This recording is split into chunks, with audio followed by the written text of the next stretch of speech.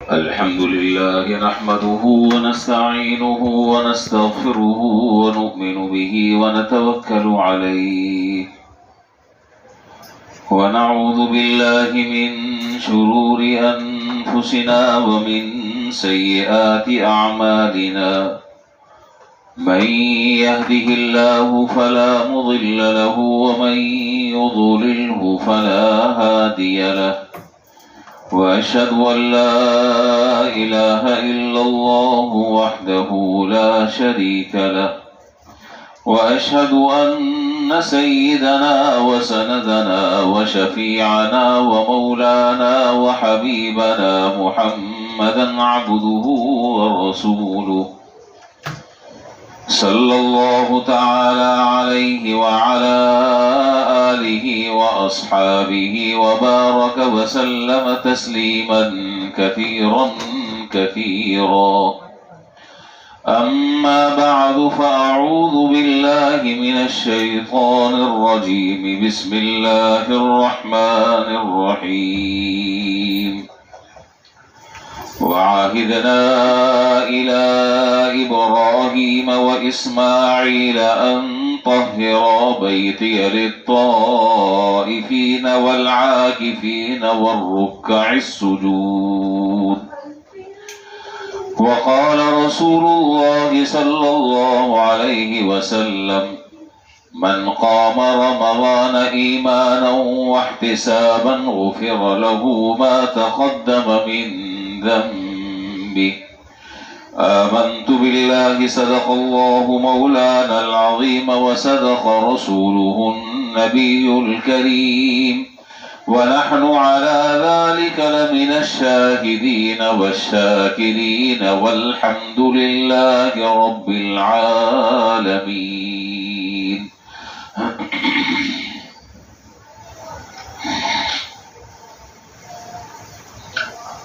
بزرگان محترم، برادران عزیز،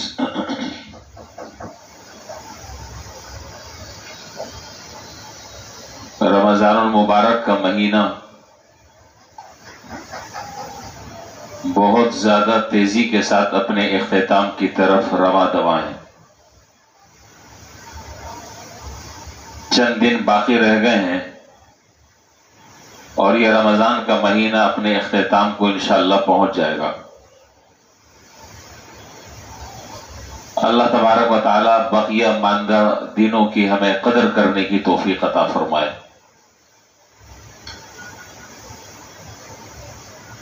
دن اور رات تو گزرتے ہیں، گزر جائیں گے، لیکن ہم ان سے فائدہ اٹھانے والے کتنے ہیں؟ اصل مسئلہ یہ ہے. ہم ناقدری کے ساتھ گزاریں گے تو بھی وقت گزر جائے گا، اور اگر اس کی قدردانی کے ساتھ وقت گزاریں گے تو بھی گزرے گا، لیکن وہ وقت قیمتی بن جائے گا. وہ انشاءاللہ ہمارے لیے باعث اجر اور باعث ثواب بنے گا. اللہ تعالیٰ کی رحمت اور مغفرت کے ہم مورد بن سکتے ہیں. بہرحال ویسے تو اگر دیکھا جائے تو رمضان کا ہر دن اور رمضان کی ہر رات، رمضان کی ہر عبادت وہ اپنی ایک الگ شان رکھتی ہے، جس میں اللہ تبارک و تعالیٰ کی رحمتیں مسلمانوں پر، روزے داروں پر جھوم جھوم کر برستی ہیں. ہر عبادت کی ایک الگ شان ہے. روزے کو آپ دیکھ لیں، تراویح کو آپ دیکھ لیں، افطاری کو دیکھ لیں، سحری کو دیکھ لیں، تہجد کو دیکھ لیں. ہر عبادت کی ایک الگ امتیازی شان ہے. اللہ تعالیٰ نے رمضان کے مہینے میں الحمدللہ عام مسلمانوں کو بھی بہت سی ان عبادتوں کی توفیق عطا فرمائی ہے کہ جن کی عام طور پر عام دنوں میں توفیق کم ملتی ہے، یا بعضوں کو ملتی بھی نہیں. لیکن یہ رمضان کی رحمت، اللہ تعالیٰ کی اس رحمت کا ایک ادنا سا مظاہرہ اور اس کی ایک ادنا سی جھلک ہے، اور اس کا ایک ادنا سا نظارہ ہے. کہ رمضان کے مہینے میں آپ ہر مسجد کو دیکھیں گے کہ وہ مسجد آباد ہوگی. لوگوں کا عبادات کی طرف ایک طبعی اور دلی رجحان میں اضافہ، اس کا آپ مشاہدہ کریں گے. عام دنوں میں وہ چیز آپ کو نظر نہیں آئے گی. اور اب تک تو الحمدللہ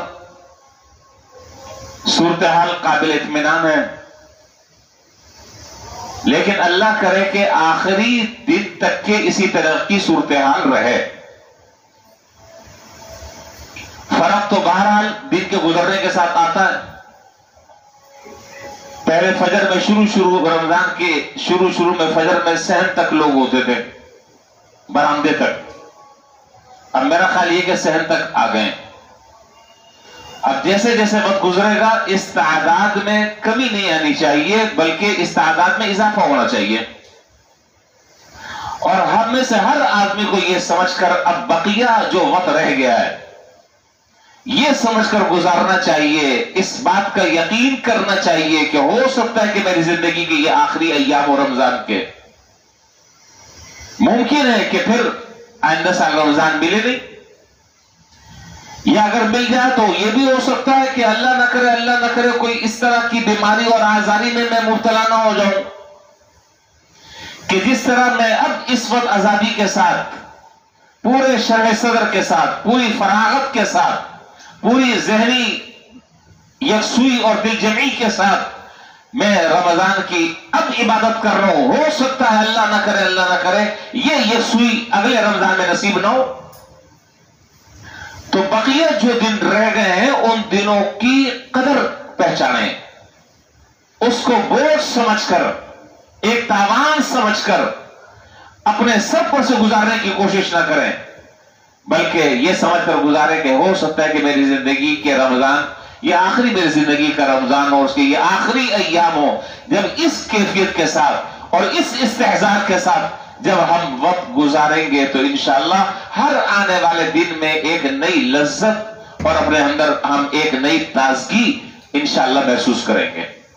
اللہ تبارک و تعالی ہم سب کو اسی قدردانی کی توفیق عطا فرما دیں.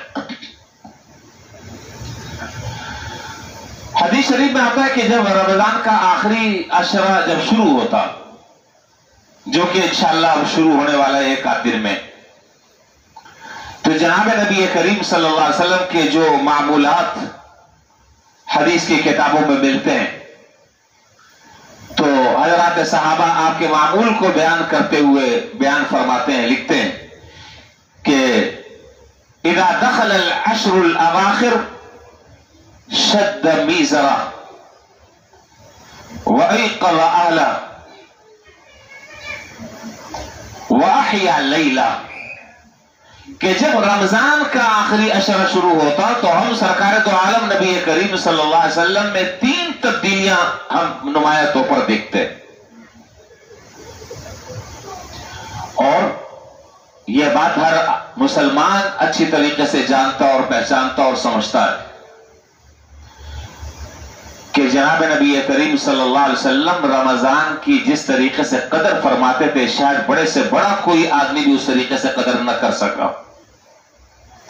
آپ تو 2 مہینہ پہلے رمضان شروع ہونے سے 2 مہینہ پہلے رجب کا چاند دیکھ کر آپ دعا پڑھتے اور کثرت سے یہ دعا مانگتے، اللہم بارک لنا فی رجب و شعبان وبلغنا رمضان، اے اللہ رجب اور شعبان کے مہینے میں ہماری یہ برکت عطا فرما اور ہماری زندگی کو اتنا لمبا کر دے، اتنا طویل کر دے کہ رمضان کے مہینے تک ہم پہنچ جائیں.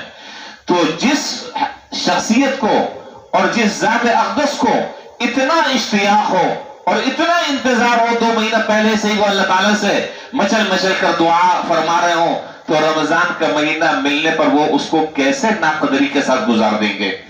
ایسا تو ممکن ہی نہیں ہے. تو جناب نبی کریم صلی اللہ علیہ وسلم تو دن اور رات، ہر لمحہ، ہر لحظہ آپ بڑی اہمیت کے ساتھ اور بڑی قدردانی کے ساتھ آپ اس کو گزارا کرتے تھے. لیکن ان ساری تفصیلات کے باوجود سرکار دو عالم نبی کریم صلی اللہ علیہ وسلم کے رمضان کے آخری عشرے میں 3 تبدیلیاں حضرات صحابہ کہتے ہیں کہ ہم دیکھتے تھے. میں نے ابھی جو آپ کے سامنے حدیث پڑھی اس حدیث میں ان 3 تبدیلیوں کا تذکرہ ہے۔ نمبر 1، شد میزرا، جس کا اگر عام محاورے میں اگر ترجمہ کیا جائے، لغوی ترجمہ چھوڑ کر، تاکہ بات ہر آدمی کے سمجھ میں آ جائے، تو ہم اس کا ترجمہ یوں کر سکتے ہیں کہ جب رمضان کا آخری عشرہ شروع ہوتا، تیسرا، تو آپ اپنی کمر کس لیتے، اور ویسے اگر لغوی ترجمہ دیکھیں تو آپ اپنا ازار بند باندھ لیتے۔ اگرچہ اس کے مطلب حضرات محدثین نے الگ الگ بیان کیے ہیں، لیکن ایک عمومی جو اس کا مفہوم ہے وہ یہ ہے کہ جب رمضان کا آخری عشرہ شروع ہوتا تو جناب نبی کریم صلی اللہ علیہ وسلم اپنی کمر کس لیتے۔ کیا مطلب کمر کس لیتے؟ یہ کمر کسنا یہ محاورہ ہے۔ کس چیز سے؟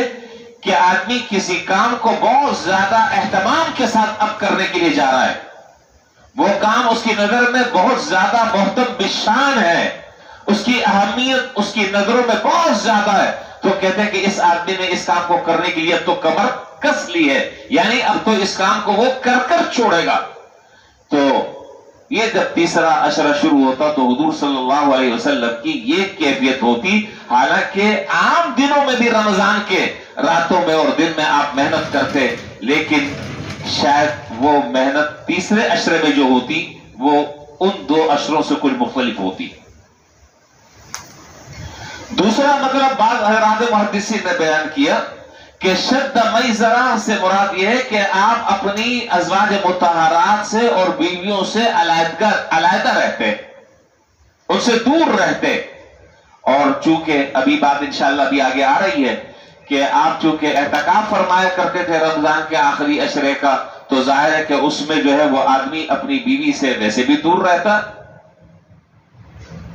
تو دونوں مطلب میں نے آپ کے سامنے عرض کر دیے، ایک تو تبدیلی یہ، دوسرا فرمایا کہ وَأَحْيَا لَيْلَ، تیسرا وَأَيْقَظَ أَهْلَهُ، کہ آپ صلی اللہ علیہ وسلم رات کو جاگتے،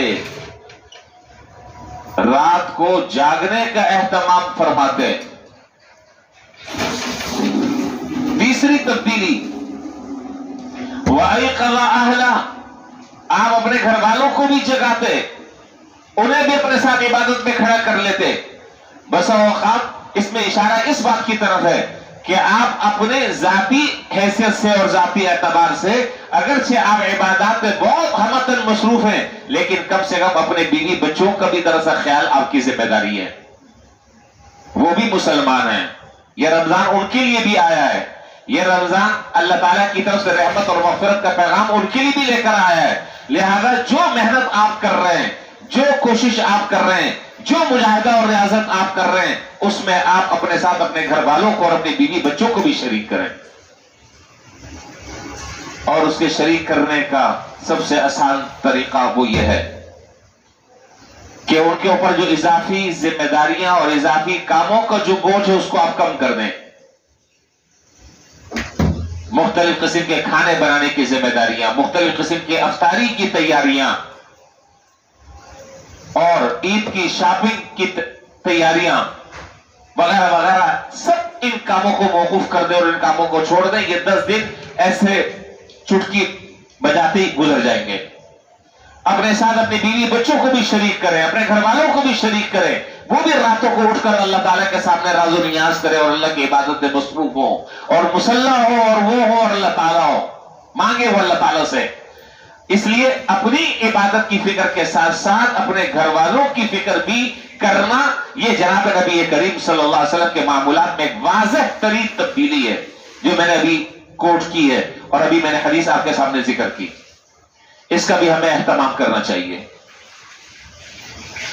اور روایات میں آتا ہے کہ جناب نبی کریم کان رسول اللہ صلی اللہ علیہ وسلم یجتہد فی العشر الاواخر ما لا یجتہد فی غیری، جناب نبی کریم صلی اللہ علیہ وسلم کا ہم معمول دیکھتے کہ آپ رمضان کے تیسرے عشرے میں اور آخری عشرے میں جو اب انشاءاللہ شروع ہونے والا ہے، حضرات صحابہ کہتے کہ آپ اس آخری عشرے میں ایسی محنت کرتے کہ ہم اس سے پہلے 2 عشرے میں ہم ایسی محنت نہیں دیکھتے. معلوم کیا ہوا کہ یہ آخری جو عشرہ ہے، یہ علماء نے لکھا کہ یہ آخری عشرہ پہلے دونوں عشروں کا یہ اس کا مغز اور خلاصہ ہے، یہ اس کی روح ہے، یہ اس کا نچوڑ ہے. آخری عشرہ اب تک کے جو دونوں عشروں میں کوتاہیاں ہوئی، کون آدمی یہ دعویٰ کر سکتا ہے کہ جی اس نے تراویح صحیح طریقے سے پڑھی ہے؟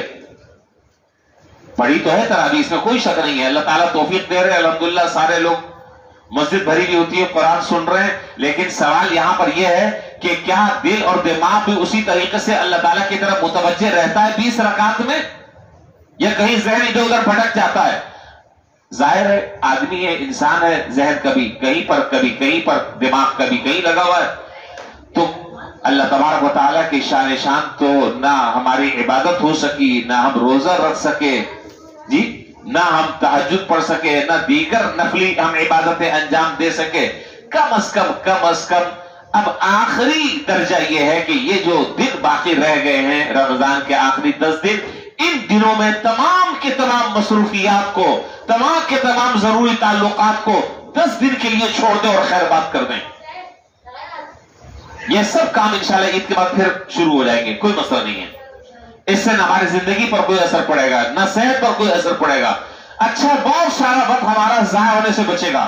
چھوڑ دیں سارے تعلقات، آپ ہو اور آپ کا رب ہو، بس مانگے اللہ تعالیٰ سے. یہ گھڑیاں اللہ تعالیٰ سے لینے کی ہیں، یہ اللہ تعالیٰ سے اللہ کی رحمت اور مغفرت کو اپنی طرف متوجہ کرنے کی ہے. تو اس لیے اب وہ آخری عشرہ جو ہے وہ انشاءاللہ شروع ہو رہا ہے. تو اس لیے یہ بات میں نے آج اس لیے ذکر کر دی تاکہ ذہنی طور پر ہم سب اس کے لیے اچھے طریقے سے آمادہ ہو جائیں، اور ذہنی طور پر ہم سب اس کے لیے تیار ہو جائیں کہ انشاءاللہ ان 20 دنوں میں جو غفلت ہوئی، جو کوتاہیاں ہوئی روزہ رکھنے میں، تراویح پڑھنے میں، فرض نمازوں میں، تکبیر اولی میں، اب انشاءاللہ ان 10 دنوں میں کم از کم ان چیزوں کا ہم اعادہ نہیں کریں گے. انشاءاللہ ان چیزوں کا اعادہ نہیں کریں گے. ہماری کوئی نماز اب بغیر تکبیر اولی کے انشاءاللہ نہیں ہوگی. انشاءاللہ کہہ دیں، انشاءاللہ نیت کر لے، شاید اللہ تعالیٰ توفیق بھی دے دے. شکر ہے اللہ کا. تو یہ ارادہ کر لے، کوئی نماز ہماری تکبیر اولی کے بغیر انشاءاللہ نہیں ہوگی. روزہ صحیح طریقے سے رکھیں گے، تراویح صحیح طریقے سے، قرآن کریم کی تلاوت کی جو یومیہ مقدار ہے وہ مقدار بڑھ جانی چاہیے، وہ مقدار بڑھ جائے. اللہ تعالیٰ آپ کو توفیق دے رہے ہیں. بعض ایسے بھی لوگ دیکھیں میرے علم میں روزانہ کی بنیادوں پر وہ اللہ تعالیٰ کے راستے میں خرچ کرتے ہیں. بھائی میں بھی تو خرچ کر سکتا ہوں نا، آپ بھی تو خرچ کر سکتے ہیں. یا خرچ کرنے کے لیے کوئی لکھپتی اور کروڑ پتی ہونا ضروری ہے، یا خرچ کرنے کے لیے کوئی سرمایہ دار اور جاگیردار آدمی کو ہونا ضروری ہے؟ میں اپنی حیثیت کے مطابق خرچ کر سکتا ہوں، آپ اپنی حیثیت کے مطابق خرچ کر سکتے ہیں. روزانہ کی بنیاد پر ہم اپنا معمول بنائیں اس آخری عشرے میں کہ ہم ایک اچھا خاصا اماؤنٹ اللہ تعالیٰ کے راستے میں خرچ کریں گے، غریبوں کی مدد کریں گے. بہت سارے بیچارے مفلوق الحال آپ کو لوگ نظر آئیں گے. اس وقت فلسطین اور غزہ کے مسلمان جس قسم پرسی کی زندگی گزار رہے ہیں، اگر اس صورتحال کو ہم دیکھ لیں تو یقین جانیں کہ وہ مسلمان نہیں ہے کہ جس کی آنکھ سے آنسو نہ نکلے. کوشش کر لیں، ہمت کر لیں، اہتمام کر لیں اس بات کا، ان کی مدد کریں، غریبوں کی. عام جو غربا رہ رہے ہیں ہمارے اڑوس پڑوس میں، ان کی آپ مدد کریں. اس لیے روزانہ کی بنیاد پر ہم انفاق فی سبیل اللہ کا اہتمام کریں. اب سوال یہ پیدا ہوتا ہے کہ یہ رمضان کا جو آخری عشرہ شروع ہوتا، تو جیسے ابھی میں نے آپ کے سامنے 2 روایتیں ذکر کی، ان دونوں روایتوں سے یہ پتہ چل رہا ہے کہ جناب نبی کریم صلی اللہ علیہ وسلم کا جو معقول ہے وہ یہ ہے کہ آپ بہت زیادہ محنت کرتے، بہت زیادہ اہتمام کرتے، راتوں کو آپ جاگتے، گھر والوں کو آپ اٹھاتے، اپنی کمر کس لیتے، خوب محنت کرتے. سوال یہ ہے کہ ایسا کیوں کرتے؟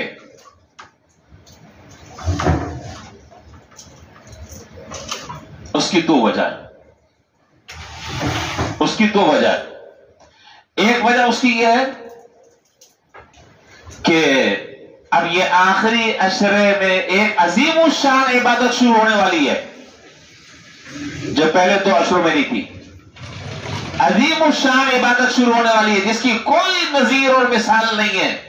وہ ایک بالکل یونیک عبادت ہے، ایک منفرد عبادت ہے، اور وہ عبادت آپ جانتے ہیں کیا؟ اعتکاف۔ عجیب عبادت ہے، عجیب عبادت ہے کہ آدمی جو ہے سب کو چھوڑ دیتا ہے اور ایک رب کے در پر آ کر پڑاؤ ڈال دیتا ہے، سب کو خیر بات کہہ دیتا ہے اور ایک رب کے در پر پڑاؤ ڈال دیتا ہے اور اس رب کے در کا بھکاری بن جاتا ہے، اور بزبان حال یا بزبان قال وہ یہ کہتا ہے کہ اے اللہ اب تو میں نے آ کر آپ کے گھر میں پڑاؤ ڈال دیا ہے، جب تک آپ مجھے نہیں بخشیں گے میں یہاں سے نہیں ٹلوں گا۔ عجیب عبادت ہے، اس عبادت کی ایک الگ شان ہے۔ جب تک آپ میری مغفرت کا فیصلہ نہیں فرمائیں گے، جب تک کہ آپ مجھے جہنم سے آزادی کا فرمانا نہیں دیں گے، میں نہیں ٹلوں گا۔ اللہ تبارک و تعالیٰ اپنے مہمان کو کیسے خالی ہاتھ لوٹا دے، یہ اس کے شان کریمی سے بہت زیادہ بعید ہے اور اس کی رحمت سے بہت زیادہ بعید ہے۔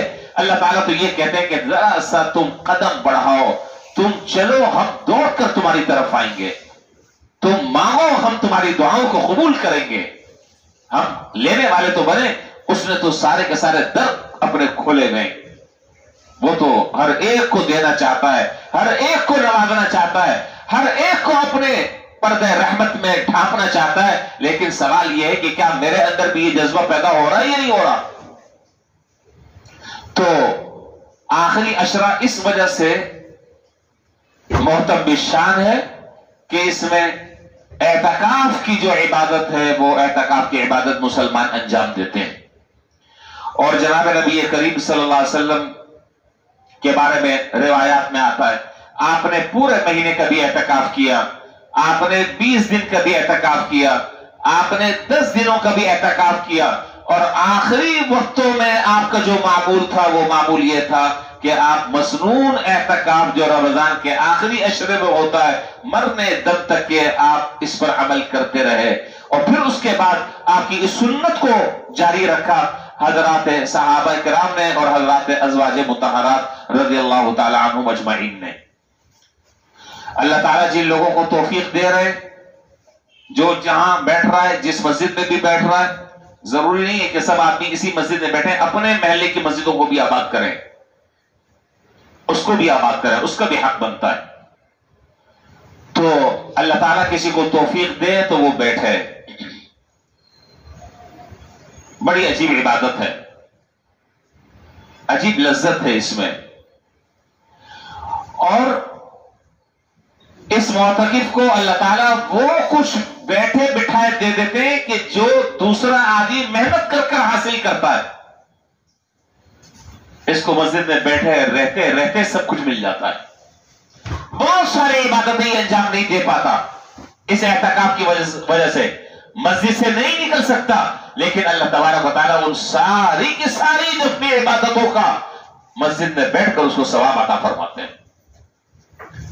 تو جو حضرات اعتکاف میں بیٹھ رہے ہیں، اعتکاف مسنون میں، ان سے میری درخواست یہ ہے، مؤدبانہ گزارش یہ ہے، ابھی ہے وقت اس لیے آج یہ بات ذکر کر رہا ہوں، وہ حضرات اعتکاف سے متعلق جو ضروری اہم مسائل ہیں ان کو پڑھ کر سمجھ کر پھر اس کے مطابق وہ عمل کرے اور بیٹھے۔ ہم کسی کام کو شروع کرنے کے لیے جا رہے ہیں تو کم سے کم ہمیں کچھ معلومات تو ہونی چاہیے، یہ نہ ہو خدا نہ خاصہ اللہ نہ کرے بیٹھ گئے، ذرا سی غلطی ہو گئی اعتکاف فاسد۔ اب پھر ہم کہتے ہیں کہ جی مجھ سے تو غلطی ہو گئی تھی، تو بھائی غلطی کیوں ہوئی آپ سے؟ آپ نے پہلے کیوں نہیں دیکھا؟ پہلے آپ نے ان چیزوں کو کیوں نہیں سمجھا؟ اس لیے جو حضرات اعتکاف میں بیٹھ رہے ہیں وہ اعتکاف سے متعلق جو موٹے موٹے احکام اور مسائل ہیں، ڈیٹیل میں جانے کی آپ کو ضرورت نہیں ہے، وہ باتیں انشاءاللہ آپ کو وقت وقت میں بتاتا رہوں گا. لیکن جو موٹے موٹے اہم احکام اور مسائل ہیں وہ ہر معتکف کو کتاب لے کر پڑھ کر سمجھ کر اس پر عمل کرنا چاہیے. اور دارالعلوم کراچی کے مفتی حضرت مولانا مفتی عبدالرؤف سکھروی صاحب دامت برکاتہم کی بھی کتاب ہے احکام اعتکاف. آپ وہ کتاب لے لیں, چھوٹا سا کتابچہ ہے. اور حضرت مولانا مفتی تقی عثمانی صاحب دامت برکاتہم کی بھی کتاب ہے مسائل اعتکاف کے نام سے یا فضائل اعتکاف کے نام سے. آپ وہ کتابچہ خرید لیں, 100-150 روپے کا آئے گا, 50 پتہ نہیں کتنے کا ہے, زیادہ قیمت نہیں ہے. تو ہر معتکف کے لیے ضروری ہے جو جہاں بیٹھ رہا ہے وہ اس بیٹھنے سے پہلے بالاستیعاب اول سے لے کر آخر تک اس کتاب میں مسائل کو پڑھے, اس مسائل کو سمجھے, سمجھ میں نہ آئے کسی اہل علم سے رجوع کرے, پوچھے, تاکہ جب وہ کسی کام کے لیے بیٹھ رہا ہے تو بالکل اچھے طریقے سے سارے مسائل اس کے علم میں ہونے چاہیے. اب ظاہر ہے کہ جتنے بھی حضرات ہیں وہ سارے کے سارے مصنون اعتکاف میں تو نہیں بیٹھ سکتے, ہر آدمی تو نہیں بیٹھ سکتا. کسی کو دفتر سے چھٹی نہیں مل رہی ہوگی, کسی کو گھر سے اجازت نہیں مل رہی ہوگی, کسی کی کوئی مجبوری ہوگی, کسی کی کوئی مجبوری ہوگی. یہ باتیں تو ہم میں سے ہر آدمی جانتا. کچھ لوگ اعتکاف میں بیٹھیں گے انشاءاللہ مصنون اعتکاف میں, لیکن ایک اعتکاف ایسا ہے کہ جس میں ہم سب بیٹھ سکتے ہیں. اس میں نہ آپ کو فارم بھرنے کی ضرورت ہے, نہ گھر سے بستر لانے کی ضرورت ہے, نہ مسجد کے دفتر میں رجسٹر میں اندراج کرانے کی ضرورت ہے, نہ چادریں باندھنے کی ضرورت ہے, کسی کام کی ضرورت نہیں ہے. وہ ہے نفلی اعتکاف, وہ ہے نفلی اعتکاف. کیا معنی نفلی اعتکاف کا؟ کوشش اس بات کی کریں اور اہتمام اس بات کا کریں کہ جتنا زیادہ سے زیادہ وقت دن میں اور رات میں ہم اپنا فارغ کر سکتے ہیں, جتنا زیادہ سے زیادہ وقت ہم اپنا فارغ کر سکتے ہیں دن اور رات میں, وہ وقت ہمارا مارکیٹوں میں اور شاپنگ سینٹروں میں نہ گزرے, وہ بازاروں میں اور ہوٹلوں میں اور چائے پینے میں نہ گزرے, وہ وقت میرا مسجد میں گزرے اور مسجد میں بھی کام کرتے ہوئے گزرے. جتنا وقت آپ گزار سکتے ہیں, 2 گھنٹے 4 گھنٹے 6 گھنٹے 8 گھنٹے 12 گھنٹے, اللہ تعالیٰ نے چاہا انشاءاللہ اللہ تعالیٰ کی رحمت سے امید ہے. اللہ تعالیٰ ہمارے دل کے حال کو جانتے ہیں. اللہ تعالیٰ کو معلوم ہے کہ یہ بیچارہ مصنون اعتکاف میں بیٹھنا چاہتا تھا, نہیں بیٹھ سکا, تو کم سے کم جو اس سے ہو رہا ہے وہ تو کر رہا ہے. تو اللہ تعالیٰ کی رحمت سے امید ہے کہ اللہ تعالیٰ کی اس رحمت اور مغفرت کی جو بارش معتکفین پر برسے گی, اس کا کوئی نہ کوئی قطرہ اور کوئی نہ کوئی ذرہ انشاءاللہ اس نفلی اعتکاف کرنے والے پر بھی پڑے گا, اور وہ بھی اللہ کی رحمتوں سے اور مغفرتوں سے وہ مایوس اور محروم نہیں رہ سکتا. تو اس لیے ہم میں سے ہر آدمی کو اس بات کا اہتمام کرنا چاہیے کہ اپنے گھر کی مصروفیات کو ان آنے والے دنوں میں کم کر لے, دفتر کی مصروفیات کو کم کر لے, اور جہاں اس کا وقت گزر رہا ہے, جن چیزوں میں گزر رہا ہے وہ خود جانتا ہے.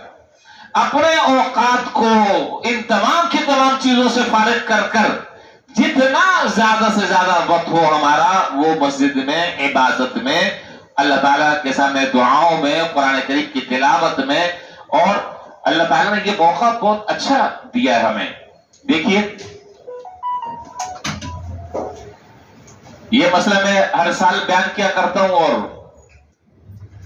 بات اچانک یاد آ گئی, تو ویسے تو بعد میں بیان کرنا تھا لیکن ابھی میں ذکر کر دیتا ہوں, بات آ گئی ہے تو بتا دیتا ہوں. یہ ایام بڑے قیمتی ہیں اور بڑے اہم ایام ہیں.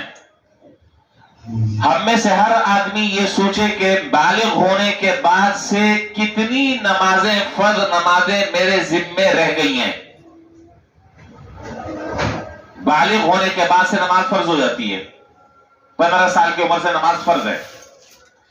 میں کتنے سال کی عمر سے میں نے نمازیں پڑھنی شروع کی ہیں؟ اگر تو بلوغت کے بعد سے پڑھنی شروع کر دی تو الحمدللہ اللہ تعالیٰ کا بڑا احسان ہے, اور اگر بہت سالوں کے بعد سے پڑھنی شروع کی ہے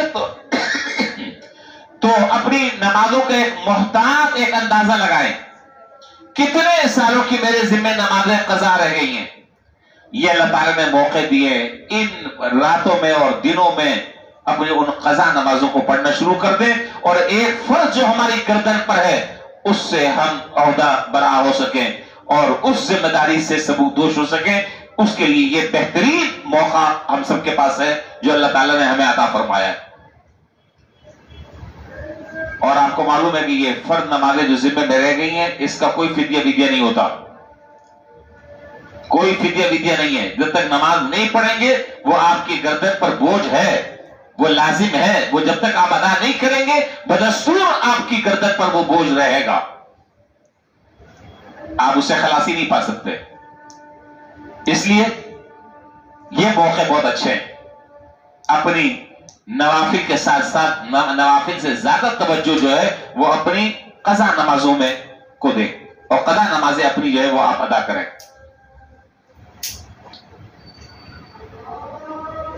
हजरत बाद में बड़ा मसला मुश्किल हो जाता है।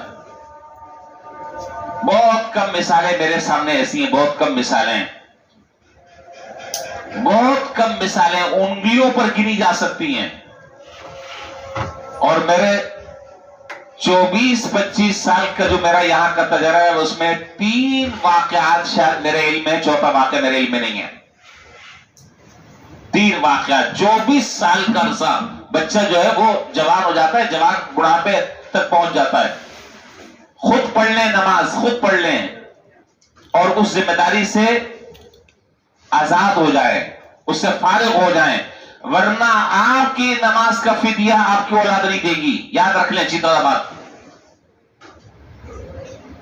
आपकी नमाज का फिदिया आपकी औलाद नहीं देगी।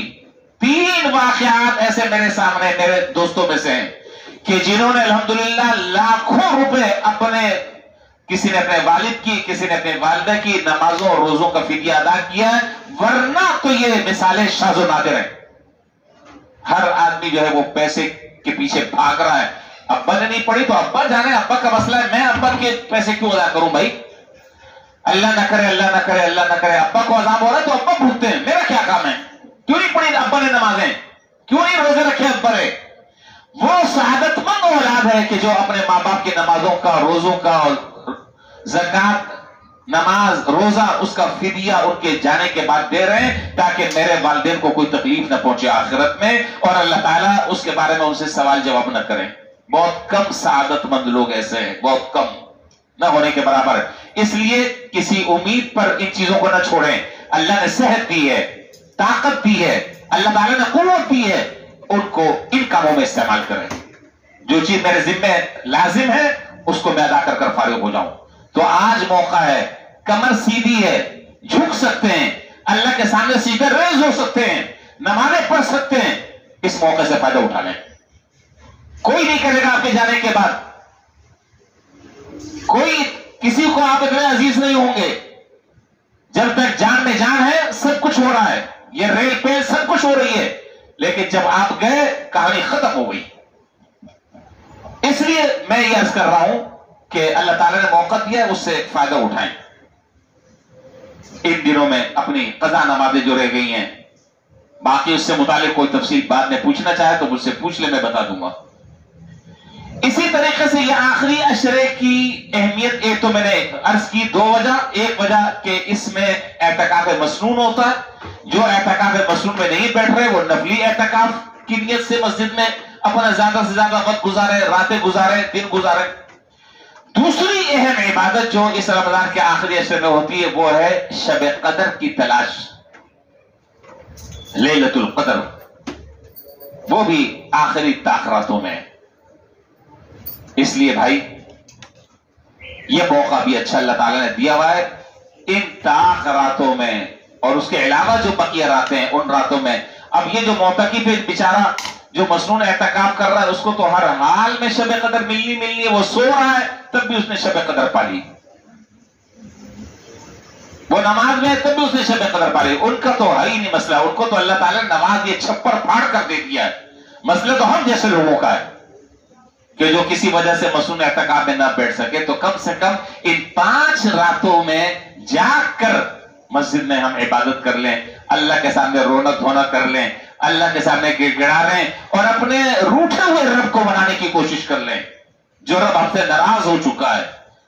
जो रब हमसे रूठ चुका है उसको बनाने की फिक्र कर लें। शायद हमारे मसाइल, जिन मसाइल में हम मुब्तला हैं, जिन मुश्किलात का हम शिकार हैं, जो उफ्ताद हम पर पड़ रही है, जिन आने वाले दिनों में नए नए फितरों का सामना करना पड़ रहा है, पूरा मुल्क इस वक्त हमारे फितरों की इज्जत में, अल्लाह तबारक व तआला उससे हमारे मुल्क को और हमें आजादी नसीब फरमाते हैं। तो ये दिन जो है वो बड़े कीमती हैं, इसकी कदर करनी चाहिए। अल्लाह ताला इन सारी के सारी मारूजात पर मुझे भी अमल की तौफीक अता फरमाए और आपको भी इसकी कदर की तौफीक अता फरमाए। आखिर में एक बात मैं और अर्ज कर दूं, वैसे तो जिक्र करनी थी अगले जुमे, लेकिन कुछ नहीं पता होता जिंदगी का आदमी के, पता नहीं मैं भी अगले जुमे रहूं कि न रहूं, कुछ नहीं पता होता। जो बात आती है मैं कह देता हूं, चाहे उसका वक्त बाद में, कोई मसला नहीं, फिर दोबारा दोहरा देंगे। देखिए पिछले साल भी मैं ऐलान करता रहा, एक दफा ऐलान किया, उससे पिछले साल भी एक दफा ऐलान किया, और आपको मालूम है हमारी इस मस्जिद का जो मिजाज और मजाक है, हमारे यहाँ पर झोली फैलाना और बार बार चंदे की अपील करना, ये हमारी रिवायात में नहीं है। बिल्कुल इस मस्जिद की ये रिवायत में नहीं है। कहीं आपको कोई झोली नजर नहीं आएगी, कोई अपीलें करता हुआ नजर नहीं आएगा। जिस तरह बाज मस्जिदों में हर जुमे की नमाज के बाद जो वो ऐलान हो रहा है, कभी आपने सुना मुझसे रमजान के अलावा? नहीं बता रहे, कभी सुना? नहीं सुना। रमजान में एक दफा मैं ये ऐलान करना जरूरी समझता हूं। बहुत सारे हजरात हैं जो मस्जिद के साथ अल्हम्दुलिल्लाह मेरे कहने पर अल्लाह ने उनके दिल में बात डाली, माहाना बुनियादों पर ताउन कर रहे हैं। अल्लाह ताला उनके माल में, उनकी औलाद में, उनके कारोबार में, जिंदगी में अल्लाह खूब बरकत नसीब फरमाए। बकिया जो हजरात नहीं कर पा रहे वो इस रमजान में इसकी बुनियाद डाल दें। भाई कुछ नहीं कर सकते, 1000 रुपए तो दे सकते हैं ना। कौन आपसे कह रहा है कि आप 1 लाख रुपए 50,000 महीने में दें? आप 1000 दे सकते हैं, आप 500 रुपए दे सकते हैं। अल्लाह ताला के यहां मिकदार की कोई शर्त नहीं है। आप जो दें पाबंदी के साथ दें, एहतराम के साथ दें। फायदा क्या होगा? फायदा यह होगा कि मस्जिद में जितने दीन के काम हो रहे हैं या नहीं हो रहे, जितने काम हो रहे हैं, जिस जिस अंदाज से हो रहे हैं, उन सब में आप बराबर के इंशाअल्लाह शरीक हैं। सब में आप बराबर के शरीक हैं। मस्जिद के वो शरबा जो अखराजात हैं, मेंटेनेंस है, अमला है, उनकी तनख्वाहें हैं, वगैरह वगैरह जो चीजें, वो सब आपको मालूम है। तो हम बार बार ऐलान इसलिए नहीं करते कि ये चीजें हमें जेब नहीं देती। इसलिए आप मस्जिद के नमाजी हैं, आप खुद ये सोचें कि मुझे मस्जिद क्या दे रही है। अगर मैं आपसे पूछूं मस्जिद आपको क्या दे रही है, जल्दी बता दे, वक्त कम हो रहा है, वक्त कम है। मस्जिद आपको क्या दे रही है? आसानी हो रही है। क्या आसानी?